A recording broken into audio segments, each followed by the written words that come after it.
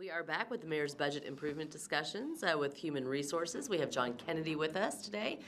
We also know that you've brought a couple folks, so I'll let you introduce who's with you.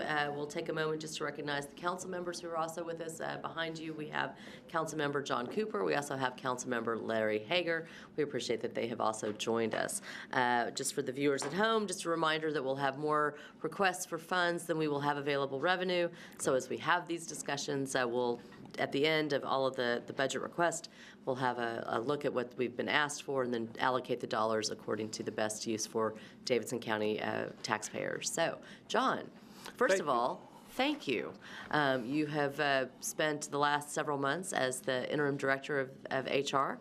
I'm truly grateful for that, and I know you're doing a great job. So walk me through the operating budget request. You don't have a capital budget request, and we'll start with that. Okay, let me start by introducing Jerome Trice. Jerome is our budget person, takes care of our contractual obligations and the like. A very useful guy, very handy to have around, and I appreciate what he does every day. As the mayor knows, our current budget's around $5 million, and that's 54.5 FTEs. We're not asking for any additional funds for most of our budget is salaries. Right. So as far as buildings and computers, and we're not asking for anything else there. Because that gets picked up in other budgets. So. Right. Yep. We do have several requests for consideration of some staffing issues. The first two are especially near and dear to my heart, and I think hopefully yours. A couple of years ago, we established a Veteran Services Office. Yes. And it has been a remarkable success. And can you talk about that for a second? Because now it's actually embedded as, go ahead. So we started the service, it's attached to the HR department, but it's not housed with us. It's housed at Operations Stand Down through a contract with the council. So it makes sense, put your veteran services where your veterans are already going. It was a great idea. It's been very well received, and that office is out in the 12th South area. This is a kind of a unique position. There's about 4 people in Nashville that do work like this. 2 of them are attached to the VA hospital and primarily serving their patients. The others with the DAV, and they're probably focused on serving disabled veterans. But what this person does, our Veteran Services Officer, Lisa Kiss, anybody that comes in and has questions, concerns, issues with their benefits, whether from the state or from the federal government, she will help them figure out what to do next. She works kind of like a case manager. Almost nobody she talks to is done when the first conversation ends. So usually it's an application for benefits issue. They might have to prove that the current situation is connected to their service, and she does all that on their behalf. So in the most recent few months, she's had 38 new customers, so to speak. So she's carrying that new workload plus whatever she's carried over from previous months. So this new position would be to supplement her, to help her. Right. So what happens is and I don't want to overgeneralize, but the military veterans tend to stick with their service buddies. So when they find somebody that's very helpful to them, and they talk to their buddies, it's like, you ought to go see this woman. She'll really help you out. And so it's great. It's really good word of mouth. She used to do a lot more where she'd have to go places to find veterans. Now they're finding her on a pretty regular basis. So in the year so far, she's helped file 240 claims for benefits, and that's a lot of paperwork, gathering all the documents, uploading it. And I asked her for one of her favorite stories, and she was telling me the other day, and it was a Gold Star dad had lost his child service-connected, and he was reading a book from the VA, and the book said something about a death gratuity. And he went to the VA and said, well, what is this, and am I eligible? And they said, I don't know. He said, well, it's in your book. And they said, well, I've never heard of it. And so he went to the state and got kind of a similar response. So Lisa sat with him and spent 4 hours that day finding out where it was, what he had to do, and about 45 days later, he called her to thank her because the check was in his account. So she takes her work very personally, and she's just really good at it. So we should all be thankful that somebody's there providing that help to the people that need it. Well, and John, to that end, I think it's important to say that, Lisa is amazing, and as the daughter of a Marine, I appreciate that we care about our veterans, and I think what you just articulated is it's about helping their veterans find and access what they deserve. Right. And oftentimes that's a complicated web of paperwork and forms, and having somebody who's actually there to walk them through this process Sure. makes the outcome, as you just said, one that is a success. Sure. And, So, I am deeply grateful. There might be some people who say, well, why would you have that as a metro position? But I will tell you that by helping our veterans access what they are due is a great service for the folks who live here in Davidson County. It truly is. Thank you for recognizing it. Do we know how many veterans are actually in Davidson County? I'm just thinking one person trying to serve them all, that's a big chore. Which is why I think they're asking for a second FTE. Right. What's the do you have an I idea don't of the know. census? We I don't know. can definitely find that number. That number's 'cause- knowable. Yeah, it sure I just is. didn't, Well, I and didn't it's ask that growing. question today. It is. It's growing. And I just, we often talk about the folks who are unhoused in our community. We are very focused right now on reducing our veteran population who are unhoused, trying to get that down to a zero number. So working with Operation Stand Down and Lisa's ability to help connect veterans to services has made a dramatic reduction in our folks who are veterans who are living on our streets who are not housed. So great thing for Nashvillians. And again, having a additional resource for her, would that resource be embedded over at Operation Stand Down It as would, well? and Okay. they've already promised her that they would make space available. Okay. I've got Jerome checking the contract issues just to make sure that what was approved by the council will still cover us. Okay. And I believe we're not gonna have to have an amendment. Okay, all right. Fine, the rest of your FTEs, looks like some Right. others you So, got. the next program I want to describe does not yet exist, but we would very much like to make it exist. As part of your initiatives, Mayor, we've had a focus on wellness, and one of the things that we've worked with your staff on is the concept of employee financial wellness. If somebody's distracted because they can't pay their bills, they're probably not going to do their best work today. We've got a number of people out there that are hard to reach. These are people that get into a truck every morning, go out into the field. They never touch a computer in the office. They probably don't read a bulletin board unless they think there's a promotional opportunity on the board. So we don't really have a good way of communicating to them the resources that we have to help them. So for example, our EAP has a lot of financial planning and type of programs. And if you have a computer, it's really easy to figure out when those are being offered, where they are, and if it happens to be close to you, it's easy for you to get there. If you're part of a crew out paving streets, you're not going to be able to leave that crew and go somewhere to listen to a financial wellness seminar. So one of my hopes, if we establish this program, that this person would be doing some day-to-day counseling with employees that need assistance, but better coordinating the resources we already have available. So for example, the EAP or the Emergency Assistance Fund, the Retirement Savings, VOIA, better coordinate those resources so that those people that don't have access now will have access that's easy and convenient for them, maybe at their workplace. In addition, we do a lot of mandatory training programs, but if this person could be our lead role in establishing some financial education programs, that's just part of the economic empowerment. They could be steering people toward the new degree programs that are being funded at the state technical schools. Right. Making sure people understand that and take advantage of them, so the next time that promotion is on the board, they're better equipped to go for it. Okay, and talk to me about the data analyst and the resource, there's the analyst positions. Right. I think you've got Okay, three. so right now, we've got all kinds of information about employees, and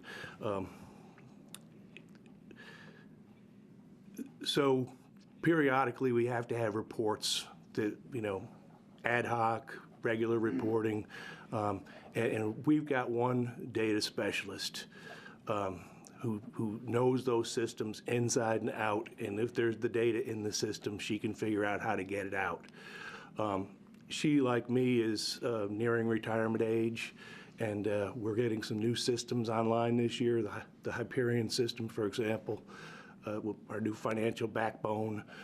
We feel like we would benefit, everybody in Metro would benefit if we could get a new data analyst running in place next to the one that's already there, so that she can be fully functional when our current person retires. We don't know that we have a need for two people permanently, but the need for them to be able to run side by side for a little while would be extremely valuable. Okay. And the safety inspector, what's that for? Right now, we provide support to departments all across Metro in their safety programs. We're decentralized from a safety perspective. Each department's responsible for its own program, but we make sure that they've got the resources that they need, how to prepare for state inspections and those types of things. The person that's currently doing that is also in charge of the city's IOD program. So if somebody gets an injury on the job, he coordinates that whole process with the vendor that provides medical assistance, coordinates with the case management team that helps to get that person back to work ASAP. Is there any proposed change right now in staffing to the IOD program? Well, this would essentially be that person. So it will be additional staffing for the IOD program as well as the safety program. Okay, but there's no, somebody had asked me the other day if somebody was leaving and somebody else was coming back to be. Medical exam, you're talking about the. Oh, yeah, that's the civil service medical examiner. Right. Which is through the health department. Through the health department. Right, they're through the health department, and our current examiner did take a new position, and there is going to be a transition, and we're working through that, and hopefully it's going to be smooth. The reason this position's at the bottom of our list is not because it's the least important, but it's because there's currently a safety audit going on, and we're not sure what the result of that audit is going to be. I would be surprised if it didn't recommend that we have at least one additional person, but it could be something so different that we haven't even thought of it yet. For example, that this all be moved under a risk management program that's maybe part of the legal department. Okay. What's the timing on the audit? Do you have any sense? That's, Mark is up next. Mark's next. We can ask Mark. I'm sure he'll be glad to answer that. There's one bit of information that we're tracking within our operating budget that we're just kind of keeping our eyes on and monitoring at this point, but it is trending upward. When somebody gets disciplined and they appeal, we send that case to an administrative law judge at the state level, and the judge hears it and makes a recommendation to the Civil Service Commission. We pay for those ALJ costs, the cost of having the meetings transcribed, and each side has an attorney, but the court costs for the judge's time and for the court recorders and the other people that are touching that case, that's been trending upward. We've just had more transactions lately. One of the things that we sort of put out into the ether this year is maybe those costs could be tracked back to the department where they're being generated. So if, for example, the water department has an uptick in appeal claims, that maybe they assist with the cost of adjudicating those claims. Okay. All right. The last thing I did not touch on yet, but I would like to mention, is our pension calculation program. We're at an interesting time in our history where the number of people that become eligible to retire is alarmingly high right now. And there's reasons for that. Back in the 80s, 70s and early 80s, we had a really serious recession, so the government really didn't hire very many people until a federal program came along and gave us money to hire people that were unemployed. So that bubble has sort of made its way from 1979 and is now rising toward the surface. Similarly, on the police side, if you think of the Reagan era, there was a lot of money that was given for law enforcement. We hired a bunch of police officers. Those guys are now aging out. So in 2015, we calculated 414 pensions. This year, we're on track to calculate 1,600 pensions. This year, 2017, 1,600 people become eligible for a full unreduced pension. Now, they don't all retire the day they're eligible, or I wouldn't be sitting here in this chair today, but sometime within 5 years, those people usually retire, and we're going to have to calculate their pensions. We're going to have to make sure they go from W-2s to 1099s, that they go from regular insurance to retiree insurance, that their dependents are taken care of, their survivors are all designated, and all that stuff is accurately and tracked forever into time until their time ends and we pay them their final benefits. So John, project out for me. Can you give me the 2018, the 2019, Right. So- 2020? So unless we have like a massive group of people that exit soon, we're on pace to have 400 people in each of the next 3 years that will cross that magic line. So 1,600 this year, but 400 then for subsequent years. Right. So Okay. if half those that retire this year, we'll be carrying a bubble, so to speak, of Right. 800 to 1,000 people who are eligible to retire tomorrow, and They could adding then- 400 to that for each of the next 4 years. Okay. And probably within 5 years, most of those people will have retired. Got it. So I misunderstood something you said. So you said in 2015, you had 440 people who were eligible to retire. No, 414, You where we took- calculated a pension, went through And all then the went to steps. 1,616? That's Is that what right? we're on track for right this So year. 4 times as many people actually took their pensions. Or no, they're just doing calculations. Yeah, it calculations. I mean, Then I got it. Okay. if I hit that magic number, what would my pension look like today? So we might calculate your Got it. pension Okay. 3 I times understand. before you Okay. retire. Oh, I see. I'm with sorry. you. I thought you were actually saying 1,600 people took their pension. So, Yes. But the good news is you had a significant investment on a capital side for a project, that Percy project, Rich? Oh, yeah. Where The you've infamous Percy automated Your calculation. your calculation process. So that should Yeah, be that's- helping you significantly that's cut with this volume. That's cut a good hour's worth of time out of the actual Mm-hmm. calculation of the pension piece. There's still a lot of time when somebody retires to gather all the information Mm-hmm. from their department, get their leave balances, those types Mm-hmm. of things that go So in. you have in here 2 employees to be funded from the trust. Benefit board. For the benefit, is that just for that purpose, to help in that area, or Yes, sir, that would be Yep. almost exclusively on the pension has the side. benefit board approved that budget yet? We'll talk to them. In next month? Next month. week. Okay, I'm It's in just April. curious, because I know that's And always part of the process. just to that end, the charter established that the expenses of managing and operating the benefit funds can be taken from the From there. trust funds. Right. So that's why we have a conversation with them every year. What do they think it's prudent to take out of those to Sure. Right. staff those services? I mean, there's a cost, but you obviously want to keep that to a reasonable number. Right, and we do keep that I a think very that's right. reasonable number, I think. I think we could clearly charge more legitimately, but I'm not suggesting we should, but I think we do Right. a good job of documenting what's being done. and all Right. that. And just a couple other things I'll just mention on the benefit side.